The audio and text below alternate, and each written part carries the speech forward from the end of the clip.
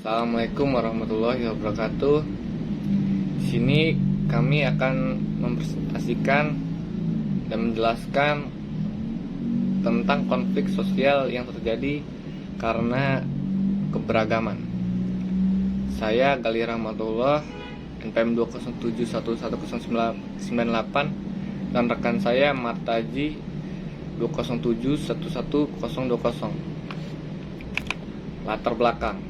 Pada dasarnya kita sebagai manusia dilahirkan semuanya sama.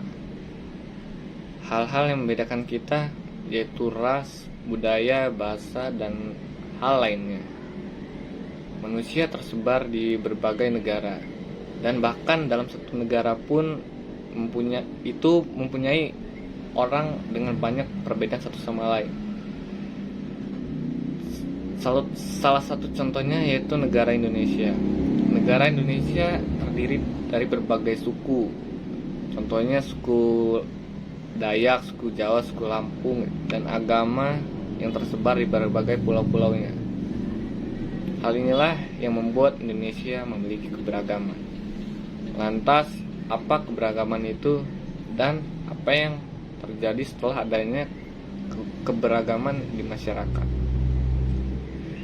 Keberagaman merupakan suatu kondisi dalam masyarakat di mana terdapat perbedaan dalam berbagai bidang seperti suku, ras, agama, ideologi, dan budaya. Masyarakat yang memiliki keberagaman biasanya disebut masyarakat yang majemuk. Keragaman dalam masyarakat adalah sebuah keadaan yang menunjukkan perbedaan yang cukup banyak macam atau jenisnya di dalam masyarakat luas.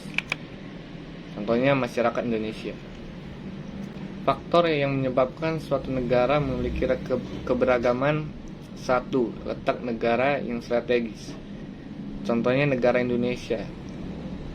Negara Indonesia ini terletak diapit oleh dua benua, sehingga menyebabkan banyak suku-suku yang terdapat di Indonesia, dan bahasa juga. Yang kedua, kondisi negara. Ketiga, perbedaan kondisi alam. Keempat, keadaan transportasi dan komunikasi. Contoh komunikasi ini keseharian menggunakan komunikasi bahasa daerah. Di berbagai daerah itu mereka lebih memprioritaskan bahasa daerah daripada bahasa Indonesia. Dari faktor-faktor tersebut sudah jelas bahwa Indonesia adalah negara yang memiliki banyak sekali keberagaman karena letaknya yang strategis dan kondisi negara kepulauannya. Terdapat ratusan suku dan berbagai macam budaya yang berbeda-beda yang menciptakan keberagaman untuk negara Indonesia. Tetapi meski dikaruniai keberagaman yang unik, hal itu juga menjadi alasan terjadinya banyak konflik di berbagai tempat. Hal ini dinamakan konflik sosial, terutama di Indonesia. Selanjutnya akan dibacakan rekan saya, yaitu Martaji. Silakan. Baiklah, saya akan menjelaskan tentang konflik sosial. Konflik sosial adalah pertentangan antar anggota masyarakat yang bersifat menyeluruh dalam kehidupan.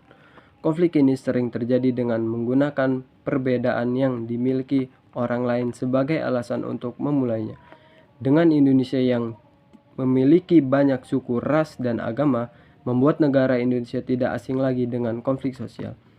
Memang, seringkali konflik tersebut hanya konflik kecil-kecilan saja, dan dengan mudah dapat diselesaikan. Tetapi ada juga beberapa kejadian di mana konflik sosial ini membuat banyak orang meninggal. Ada beberapa kelompok yang tidak mau menerima kelompok lain dan mereka melakukan aksi yang sampai membuat mereka dengan senang hati mengambil nyawa orang lain yang berbeda dengan kelompoknya. Ini tidak hanya terjadi di Indonesia, tetapi di negara lain juga terjadi. Inilah yang disebabkan oleh manusia yang tidak mau saling memahami perbedaan mereka. Salah satu contoh konflik sosial yang terkenal di Indonesia adalah konflik di Sempit pada tahun 2001. Pada saat itu, suku Dayak tidak mau menerima suku Madura yang datang ke Kalimantan dan terjadinya konflik. Di antaranya, dua suku yang mengakibatkan terbantainya suku Madura. Konflik ini berhasil diselesaikan pada tanggal 28 Februari saat pihak kepolisian melepaskan tahanan suku Dayak. Dan masa suku Dayak di jalanan berhasil dibubarkan. Kesimpulan 1. Jika dilihat dari sejarah kita, banyak perang yang terjadi juga karena kedua pihak tidak bisa menerima satu sama lain. Untuk itulah kita harus dapat menanamkan kesadaran di dalam diri kita untuk menerima perbedaan yang dimiliki oleh orang lain. Jika kita mencoba memahami suatu sama lain, pasti kita dapat meningkatkan toleransi kita terhadap perbedaan orang. 2.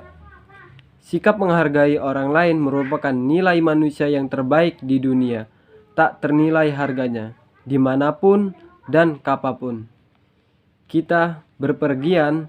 Jika kita selalu bersikap menghormati dan menghargai orang lain, maka hati orang lain akan terbuka dan akan berbaik menghormati kita. Itulah presentasi dari kelompok kami. Saya ucapkan terima kasih. Wassalamualaikum warahmatullahi wabarakatuh.